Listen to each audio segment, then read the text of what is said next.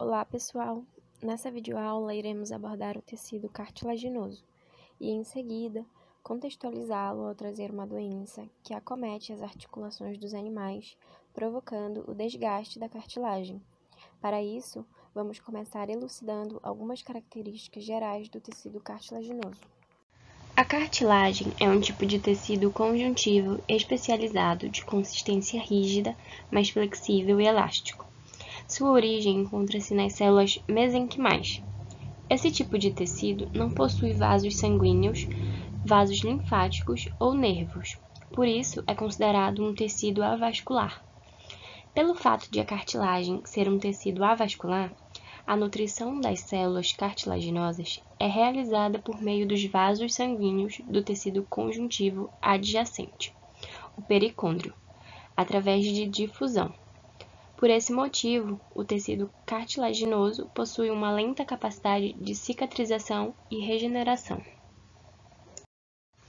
O tecido cartilaginoso possui funções de sustentação, é responsável por formar o primeiro esqueleto do embrião, revestimento das superfícies articulares ósseas, amortecimento de impactos e atrito entre os ossos, é fundamental para o crescimento de ossos longos e auxilia nos movimentos corporais.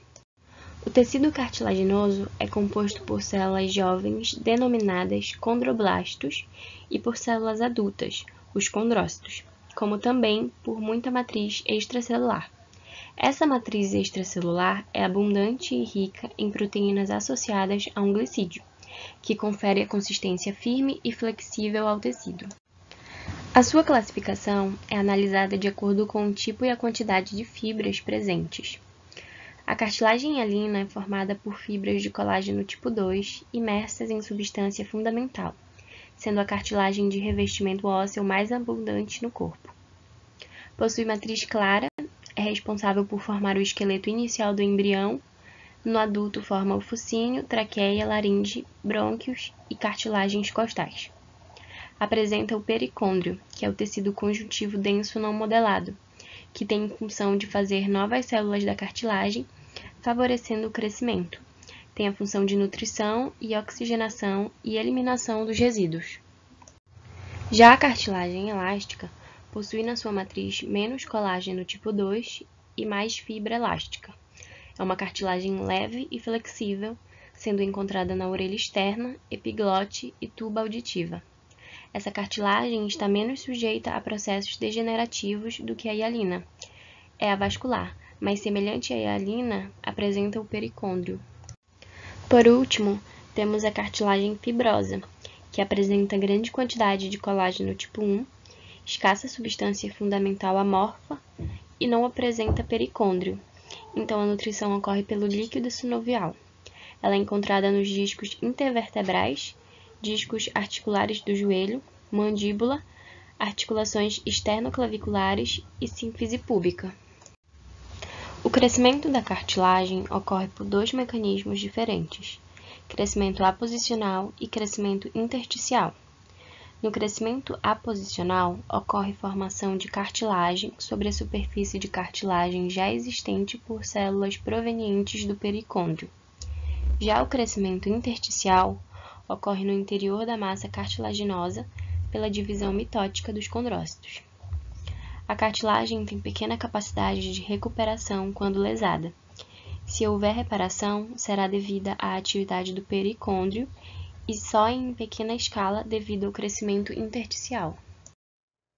Dando continuidade no trabalho, agora explicaremos sobre uma doença que afeta a cartilagem coxofemoral, no caso de cães, que é a displasia coxofemoral. A displasia coxofemoral é uma alteração do desenvolvimento. Ela afeta a cabeça, o colo femoral e o acetábulo. A base fisiopatológica dessa condição clínica é uma disparidade entre a massa muscular da articulação coxofemoral e um desenvolvimento ósseo muito rápido. O resultado dessa disparidade é frouxidão ou instabilidade na articulação coxofemoral, o que acaba predispondo a articulação a alterações degenerativas, tais como subluxação ou mesmo a luxação, espessamento do colo femoral, esclerose óssea acetabular e osteofitose.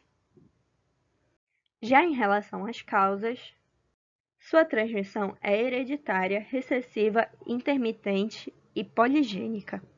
Mas também existem fatores nutricionais, biomecânicos e do meio em que o paciente está inserido, que, quando associados à hereditariedade, pioram a condição da displasia.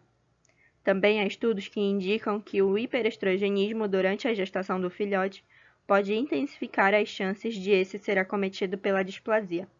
No entanto, as condições mais associadas com a displasia coxofemoral, além da hereditariedade, são sobrepeso, rotina com baixa atividade física, solo inapropriado, ou seja, deslizante.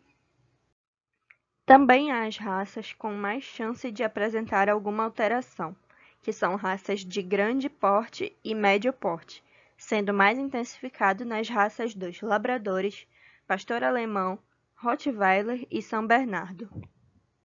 A DCF pode ser classificada em graus, de acordo com o estágio de avanço em determinado paciente.